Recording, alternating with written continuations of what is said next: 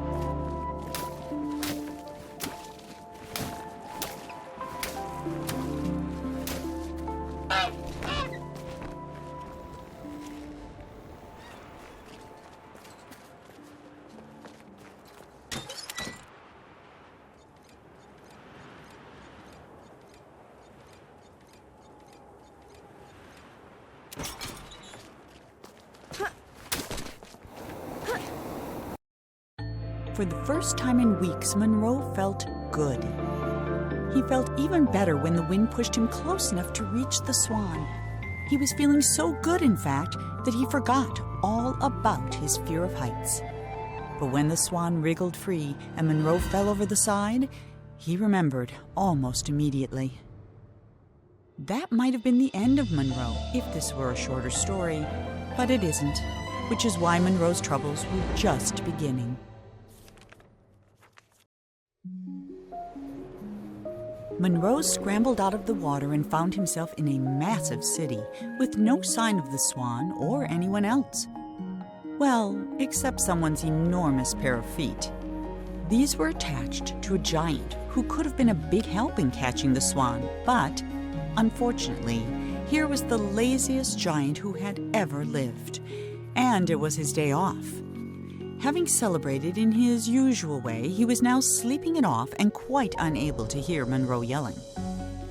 While he was looking for a way to wake the giant, Monroe noticed something even better: a floating ship.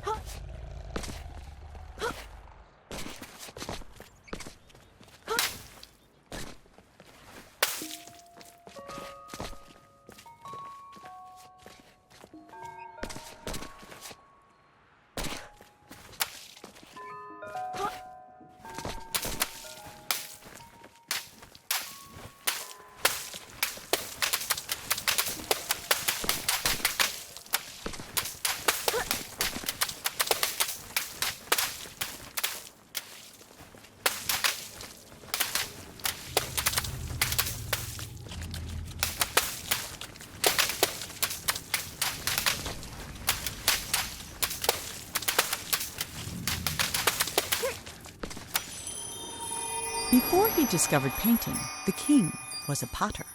He loved the simplicity of a well-spun pot. So when his subjects complained that his new city was too austere and that there was nowhere to relieve themselves, the king ignored them. But when they started relieving themselves in his pots, the king hastily built them a sewer system.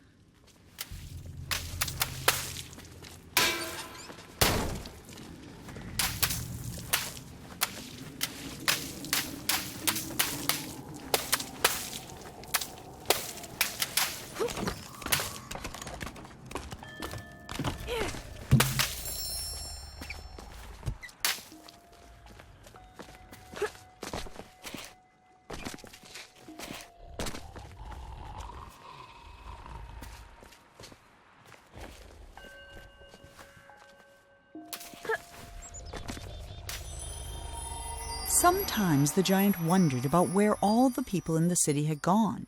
Mostly he worried they might come back and ask him to clean their gutters or put out their fires. But they never did, and that was why the giant, who was the laziest that had ever lived, was also the happiest.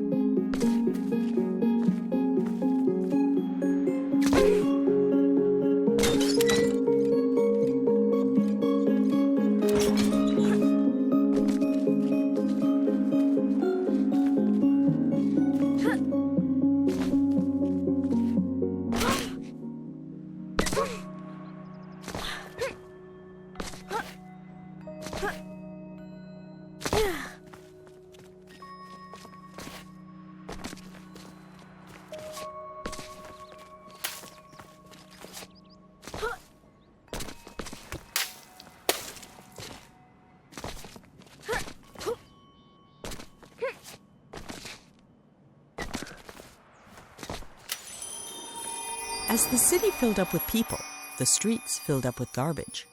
In a fury, the king painted over the roads with a canal, which swept away the trash, along with some of the slower children. But the water brought something else, a horde of vines which began covering the city.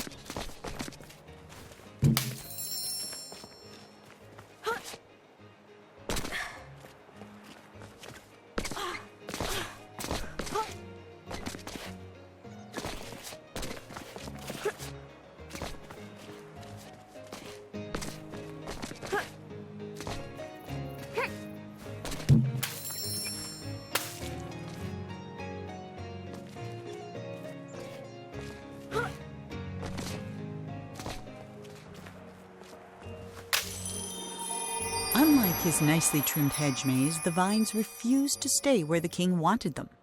He ordered his subjects to pull up every vine they saw, but the people were getting tired of the king's endless decrees, so they secretly began watering the vines whenever the king wasn't looking.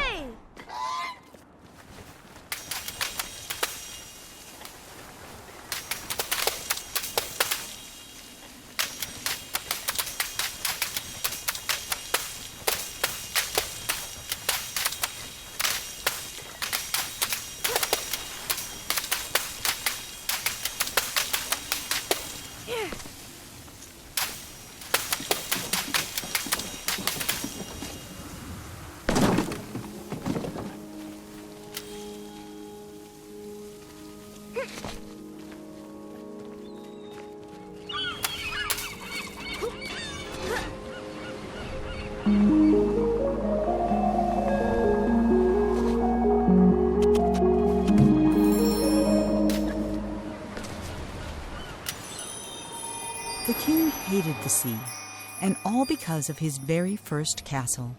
It was the only one he had ever come close to finishing, and it took him a single day. But then the tide came in and washed it all away. He vowed that someday he'd build a kingdom that would last forever.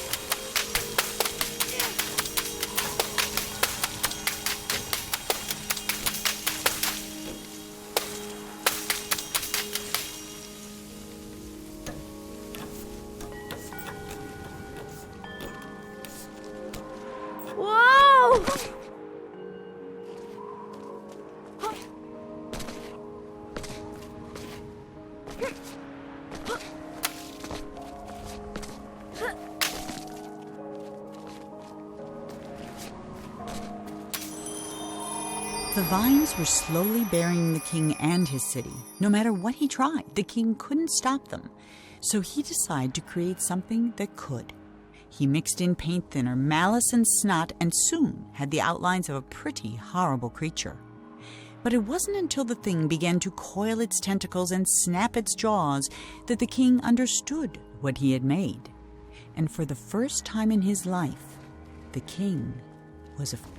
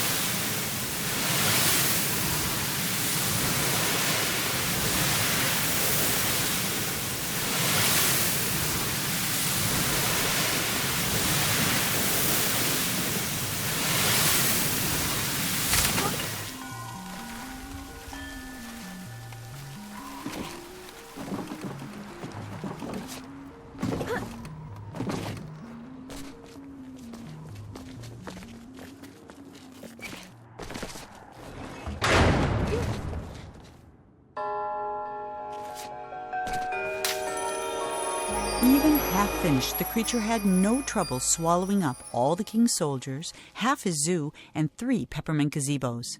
It was only with the help of his pet hippo and the giant that the king was able to force it into the sea. And though the water remained black for years after, the creature was never seen again on shore.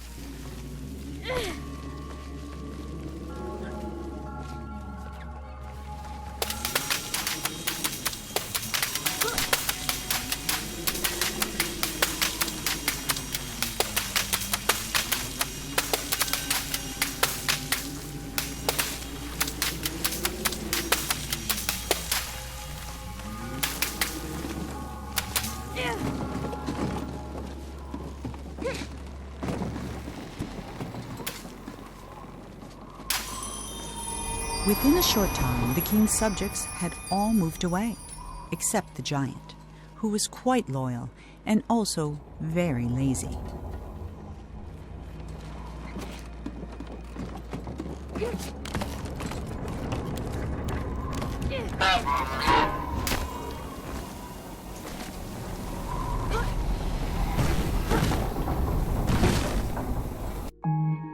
Monroe waved goodbye to the giant and set sail. But no matter how fast he went, the swan was always just out of reach. And not for the first time that day, Monroe suspected he was being led somewhere. Then they flew into a cloud, and everything went black.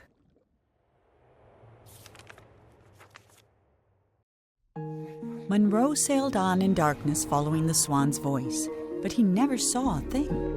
Not the stars, not the swan, and certainly not the tree he got stuck in.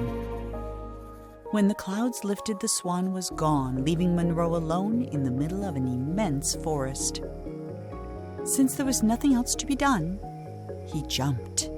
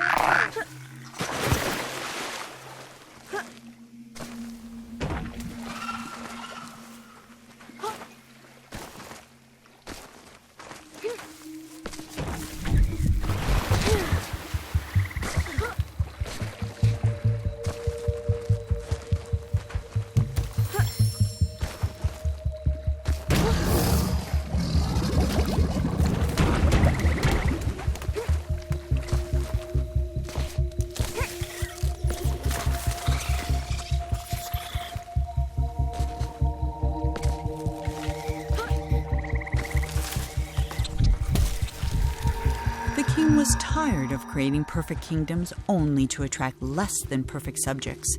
He decided he'd have to leave a legacy the old-fashioned way, with a family.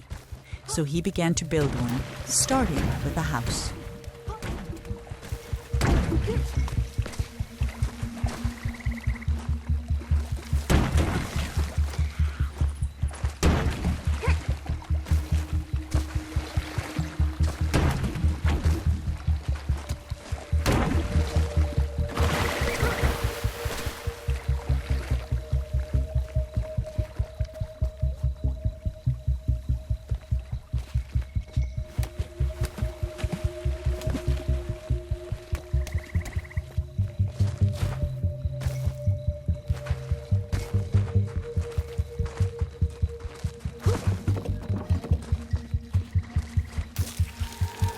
The king had never had much luck with people, so instead of trying to find a wife, he painted one. When she opened her eyes, the king was astonished. He had created a female version of himself. The king was in love.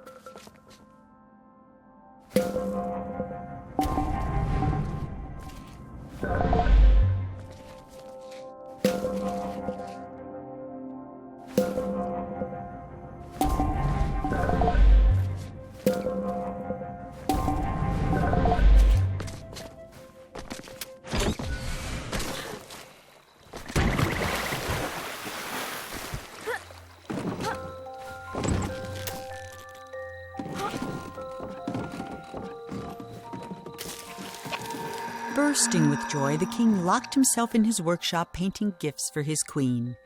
He never saw her lack of interest, though she made no effort to hide it. The only gift she kept was his first, a little silver paintbrush.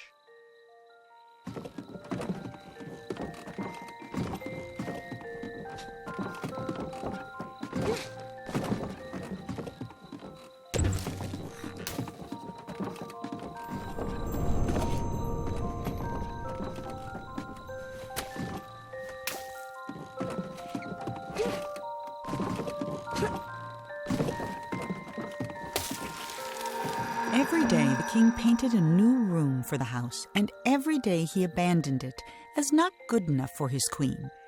While he slept, the queen spent her nights painting creatures of the forest, though she never finished a single one. 5 months went by before the king noticed she was pregnant.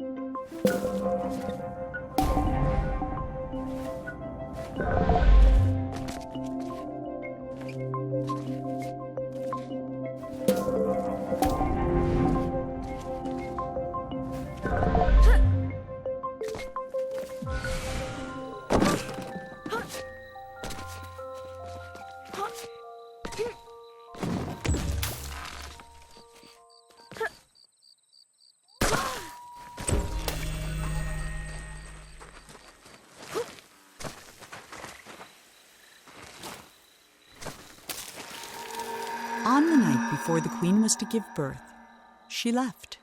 All she took was a single unfinished painting. When the king woke, he found no explanation, and he never did.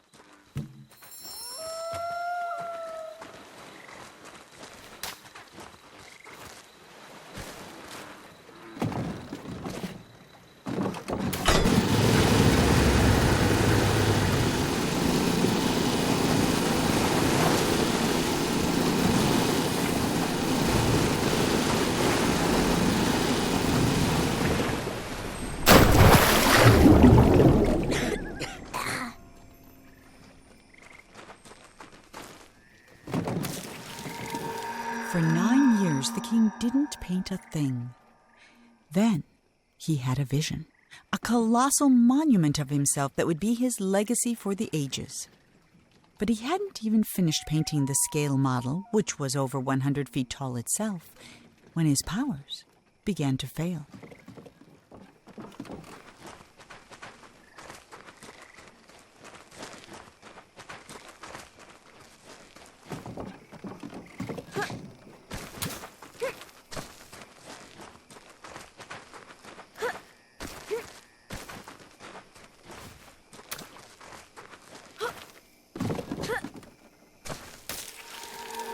The king never finished another painting. Then one night he went to sleep and couldn't even finish his own dream, and he's been trapped inside it ever since.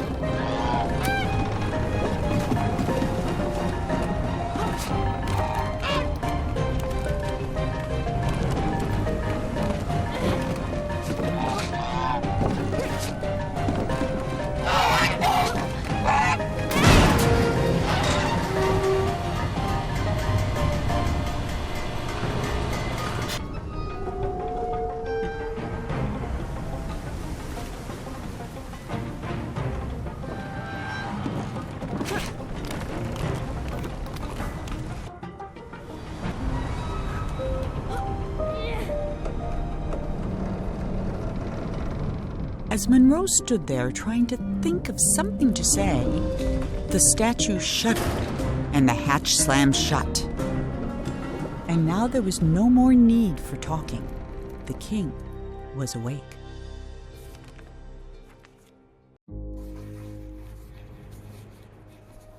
Ah, It's you, the boy from my dream. What a strange dream it was. My life's work was being destroyed, and all I could do was watch. Come, sit here by the fire. It all began right there, in the house I grew up in.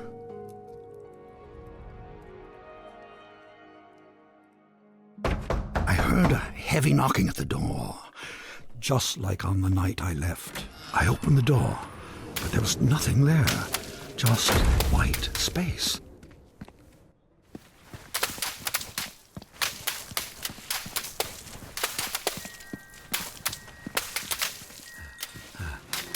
When I got outside, disaster. Some miscreant had painted everything. My garden was ruined.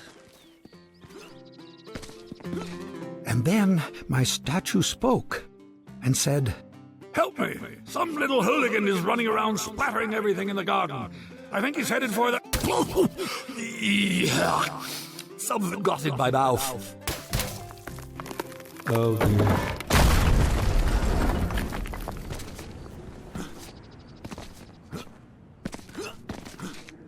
I saw my unfinished labyrinth, abandoned and forgotten.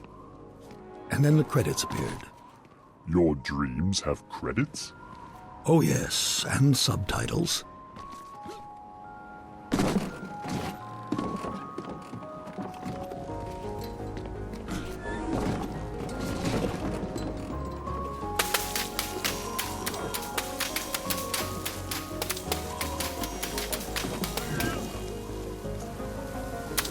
And then I saw my beautiful city strangled by those disgusting vines. I built it to stand 100 lifetimes, and instead it'll be buried in one, a monument for weeds.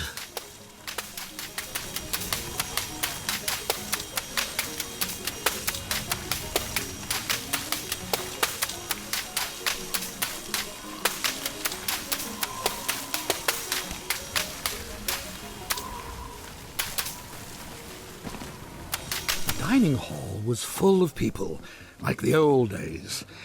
It smelled like roasted goose. For a moment, I was happy. Then suddenly, I was alone again. The world had become cold and dark. I felt my own death rising up around me.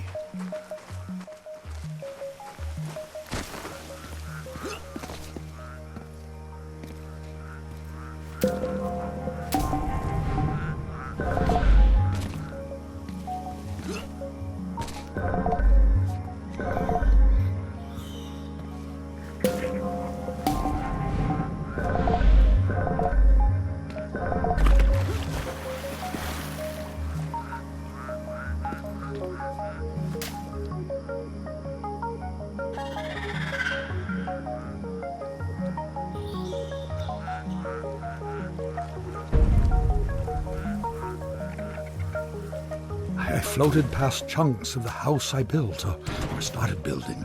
Scarcely 10 years later, and the whole thing was in ruins. My works were meant to last forever, but most of them will be gone before I am.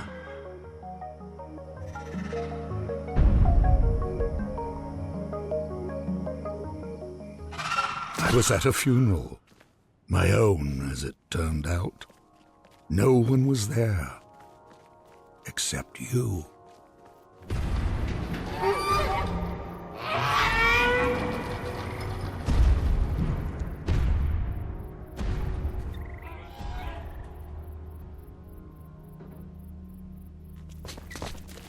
I saw my monument, my last hope of leaving something that would live on after me, and I began to walk towards it.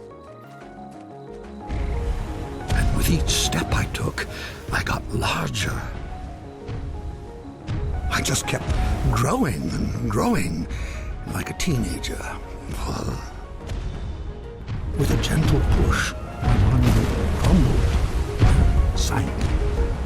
I saw my life's work laid out in front of me, Soon it would crumble into dust or be painted over by someone who would come after me, the same way I painted over what was here before me.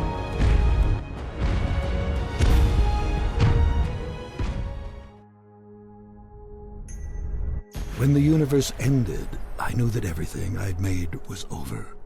And as I sat there, looking out into the darkness, I thought back on all the things I'd built and left unfinished. I realized something. I wasn't sad that it was all gone.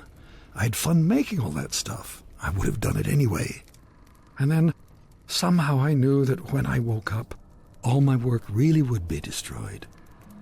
And that's when you showed up. I don't know how you got here, but I'm glad to see you. I have something for you. This brush isn't mine anymore. My work is over. It belongs to you now. I hope it makes you happy, and that someday they will say, he is a better man than his father. That door will take you anywhere you want to go, but leave quickly, child. None of this will last for long. And that night, even though he was very tired, Monroe did something that would have made his mother very happy. He painted.